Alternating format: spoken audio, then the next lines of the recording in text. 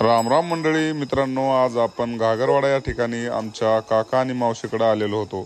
या आजच्या ब्लॉगमध्ये आपण पाहणार आहोत की आमच्या मावशींनी आणि आमच्या काकांनी आपलं कशा पद्धतीने स्वागत केलं।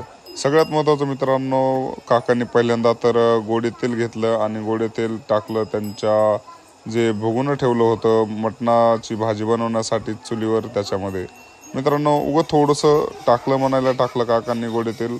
आता म्हटलं आपण तर एवढं मोठं तेल टाकत असतो, काकांनी एवढ्या छोट्या तेलामध्ये कसं भाजीचं बेत बनवतील। मित्रांनो, आम्ही खाण्यासाठी होतो 3 जण आणि काकांनी 10 गावरान कोंबडीचे अंडे आणि 1 कोंबडी कापलेली होती। म्हणलं चला आता एवढं आपण तर काय खाऊ शकत नाही, आपली अवकात आपल्याला माहिती आपण किती खाऊ शकतो। मित्रांनो लय झालं, मला 4 पीस खूप जास्त होतात, तेवढं सुद्धा मला सरत नाही। मग काकांना म्हटलं काका सांगा बरं तुम्ही कशा पद्धतीनं भाजी बनवता।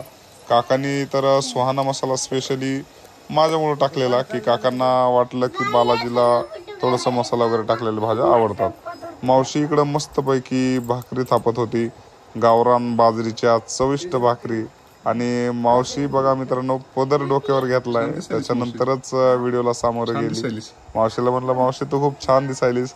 मावशी थोडीशी लाजली आणि म्हणाली हो कशाचं काय बाबा। आणि मग मावशीला मित्रांनो आमची आजी आता खूपच वयस्कर झालेली आहे, आजीची आठवण आली आणि आजीची विचारपूस मावशी मला करू लागली। माझं सगळं ध्यान बाहेर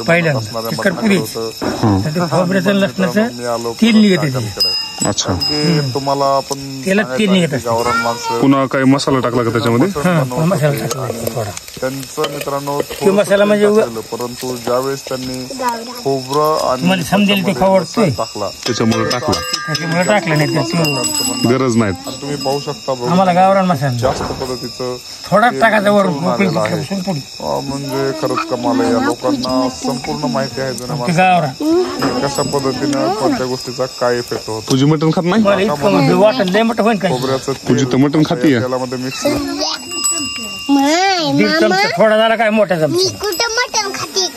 त्याच्यानंतर मित्रांनो काकांनी त्याच्यामध्ये वाटण टाकलं आणि वाटण बालाजीला किंवा मग तिखट भाजी जमते का नाही। आणि त्यात मग आमचे हे लहान छोटे छोटे लेकरं खूपच जास्त आगाव आणि खोडकर झाले तर, परंतु चला एवढं तर लहानपणी आगावपणा चालतोच। मग मित्रांनो काकांनी जे खोबरं लसूण आणि थोडंसं वाटण टाकलं, त्याच्यासोबतच जो मसाला टाकला त्याची पेस्ट केली। काकांनी मला विचारलं हा अंबारी आहे का सुहाना? म्हणलं काका हा तर सुहाना आहे। सुहाना आहे मित्रांनो। आमच्या भयानं अंडे खूप चांगल्या पद्धतीनं या ठिकाणी टरफलं काढलेले आहेत। हा आमच्या मोठ्या भावाचा मुलगा आहे। त्याच्यानंतर मित्रांनो काकांनी मीठ वगैरे काही गोष्टी किंवा मग यसूर म्हणा या गोष्टी त्या तेलामध्ये मिक्स केलेल्या आहेत, जे की खाण्यासाठी अत्यंत रुचकर बनणार आहे। आणि अशा पद्धतीनं वास सुटलेला होता मित्रांनो। आपल्याला तर अगोदरच भूक लागलेली, त्यात मटणाचा आणि अंड्याचा मेनू, गावरान मटण आणि काकांच्या हातची भाजी।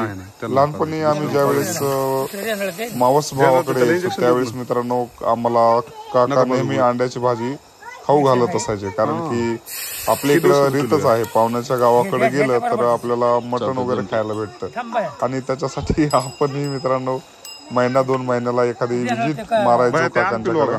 त्यानंतर काकाने मित्रांनो भगुन्यामध्ये टाकलेलं आहे मटण आणि त्यावर तुम्ही पाहू शकता तर एवढी जास्त भूक लागलेली होती, जसं जसं मित्रांनो मटण शिजत चाललेलं होतं। मटण जसं शिजायला लागलं आणि मटणाला जशी फोडणी द्यायला लागले तसे आपल्याला कस काय जास्त भूक लागते हा एक न कळलेला प्रश्न आहे। काकांनी त्यानंतर मित्रांनो डबल त्याच्यामध्ये सुकं पाणी जे होतं ठेवलेलं ते टाकलं आणि तांब्यामध्ये पण थोडंसं सुकं पाणी त्यांनी काढून ठेवलेलं होतं तेही त्याच्यामध्ये टाकलं, कारण की मित्रांनो आता भाजी काही तिखट होणार नव्हती आणि सुकं जे मटण आहे किंवा सुकं जे पाणी आहे ते आता या भाजीमध्ये मिक्स झालेलं चांगलं राहील असं काकांचं म्हणणं होतं। इथं बघू शकता तुम्ही भाजी एकदमच लाल जरा दिसत असली तरी पण ही तिखट कसल्याही पद्धतीने झालेली नव्हती।